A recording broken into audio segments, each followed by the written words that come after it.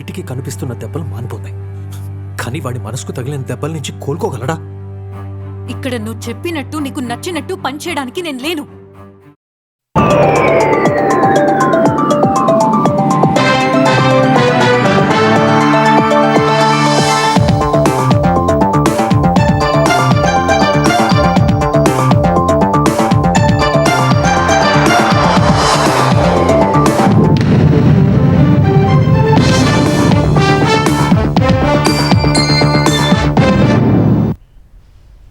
నమస్కారం, ETV news కు స్వాగతం. తెలంగాణలో ఈ నెలాఖరులోపు స్థానిక సంస్థల ఎన్నికల నగారా మోగుతుందని రెవెన్యూ శాఖ మంత్రి పొంగులేటి శ్రీనివాసరెడ్డి ప్రకటించారు. ఖమ్మం జిల్లా కూసుమంచి మండలం లోక్య తండాలో రైతులతో కలిసి ఏరువాక కార్యక్రమంలో పాల్గొన్న మంత్రి ఈ విషయం తెలిపారు.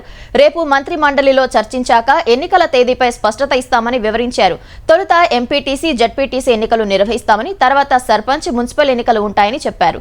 స్థానిక సంస్థల ఎన్నికలకు 15 రోజుల గడువు మాత్రమే ఉందని, కాంగ్రెస్ శ్రేణులు సిద్ధంగా ఉండాలని పొంగులేటి శ్రీనివాసరెడ్డి పిలుపునిచ్చారు. ఇటీవలే మంత్రి సీతక్క సైతం స్థానిక సంస్థల ఎన్నికల నిర్వహణపై కీలక ప్రకటన చేశారు. ఈ నేపథ్యంలో నెలాఖరులోగా నిర్వహించేలా ప్రభుత్వం నిర్ణయం తీసుకుంటుందనే సంకేతాలు వెలువడ్డాయి. తెలంగాణలో బీసీలకు కాంగ్రెస్ సర్కార్ అన్యాయం చేస్తుందని మాజీ మంత్రి శ్రీనివాస్ గౌడ్ ఆరోపించారు. బీసీలకు 42% రిజర్వేషన్లు కల్పించిన తర్వాతే స్థానిక సంస్థల ఎన్నికలు నిర్వహించాలని ఆయన డిమాండ్ చేశారు. 60% జనాభా ఉన్న బీసీలకు మంత్రివర్గంలో కేవలం 3 స్థానాలే కేటాయించడం ఏమిటని ప్రశ్నించారు. ప్రజలు ఇప్పటికే 2 సార్లు మోసపోయారన్న శ్రీనివాస్ గౌడ్ తరచూ మోసపోవటానికి సిద్ధంగా లేరని చెప్పారు. గోదావరి బనకచెర్ల లింక్ ప్రాజెక్టు వల్ల తెలంగాణ నీటి హక్కులకు తీవ్రమైన నష్టం కలుగుతుందని మాజీ మంత్రి హరీష్ రావు పునరుద్ఘాటించారు. ఈ మేరకు తెలంగాణ నీటిపారుదల శాఖ మంత్రి ఉత్తమ్ కుమార్ రెడ్డికి హరీష్ లేఖ రాశారు. ఏపీ ప్రభుత్వం గోదావరి నుంచి 200 టీఎంసీల నీటిని బనకచెర్లకు తరలించేందుకు కేంద్రానికి pre feasibility report సమర్పించడాన్ని Harish Rao వ్యతిరేకించారు. ప్రాజెక్టును వ్యతిరేకిస్తూ జూన్ 13న కేంద్ర జలశక్తి మంత్రికి లేఖ రాసినందుకు మంత్రి ఉత్తమ్ కుమార్ రెడ్డిని అభినందించారు.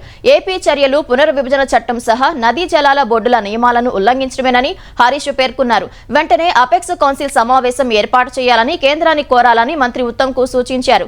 గోదావరి జలాల్లో తెలంగాణకు 969 టీఎంసీల వాటా ఉందని, ఇప్పటి వరకు వినియోగం 600 టీఎంసీలకు పెరిగిందని హరీష్ తన లేఖలో వివరించారు.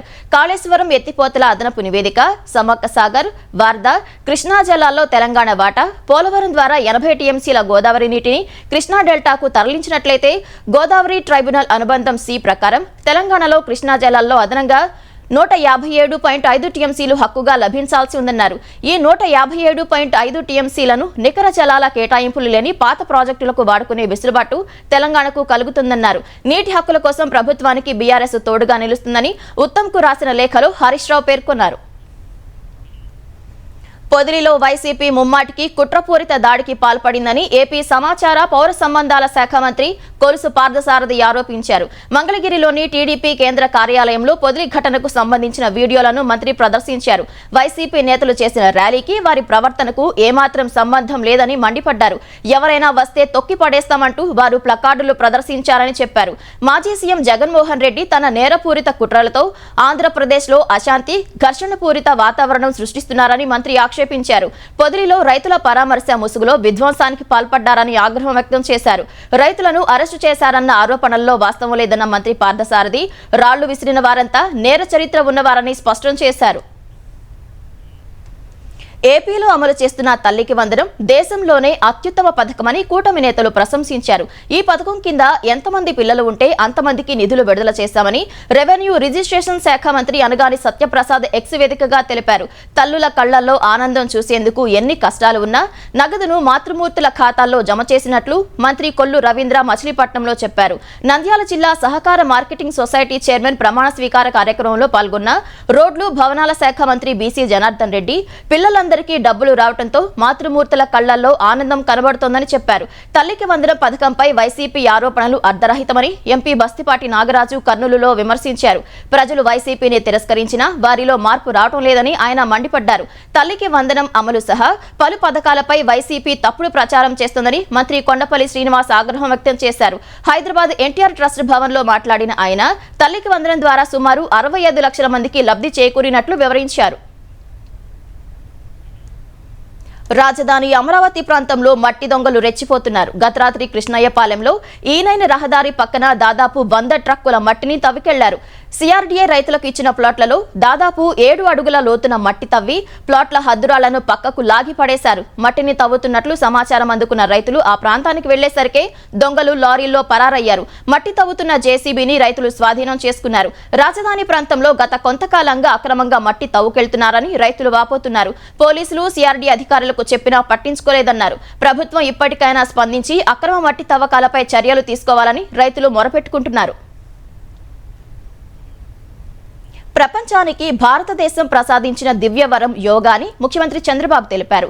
ఆరోగ్యాన్నే కాకుండా ఆయుష్ను పెంచే యోగా మన జీవన విధానం కావాలని ఆకాంక్షించారు. ఈ నెల 21న విశాఖపట్నంలో 11వ ప్రపంచ యోగా దినోత్సవం సందర్భంగా యోగాంధ్ర కార్యక్రమాన్ని పెద్ద ఎత్తున నిర్వహిస్తున్నట్లు సీఎం వెల్లడించారు.